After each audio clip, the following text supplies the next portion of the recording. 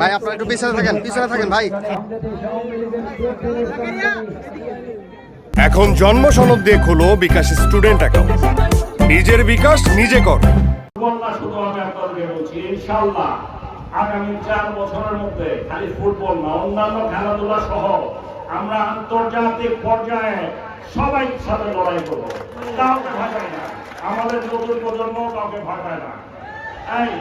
এই যে প্রথমবারের মতো বাচ্চা ছেলেগুলো খেলতে গেছে, ক্রিকেট খেলতেছে, এই যে আমরা সুপার এইটে উঠলাম, এরা কখনো পারিনি। হ্যাঁ, এই যে তামিম বাচ্চা ছেলে, কি সব বানাবানা বলা, ভয় পায় না কিন্তু এখনো ভয় পায় না। তানভীর সাকিব বল করতেছে, এটা একটা বাচ্চা ছেলে, জীবনের প্রথম খেলতেছে, এইসব দলের প্লেয়ারদের দেখেই নাই, না বেশি সেখানে। হ্যাঁ, ওর বল করেছে একটু ভয় পায় না। বড় বড় প্লেয়ার না থটকাই দিচ্ছে, একই ওর থেকে আসলো রিশাদ হোসেন বাচ্চা ছেলে, ওর বলই বুঝতে পারে না। হাঁটতে পারি আমরা হাঁটতে পারি, কিন্তু কাউকে ভয় পাই না, লড়াই করে জিতবো আমরা। এবং এটা একমাত্র সম্ভব এই নতুন প্রজন্মের মাধ্যমে।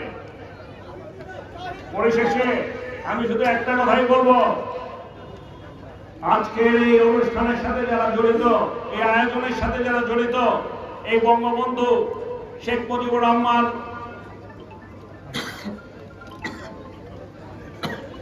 আন্তঃ কলেজ ফুটবল প্রতিযোগিতা, এটার সাথে যারা জড়িত, আমি সকলকে আমার আন্তরিক অভিনন্দন জানাচ্ছি এবং আমি আশা করছি এবারও এটা অত্যন্ত সফলভাবে সমাপ্তি হবে।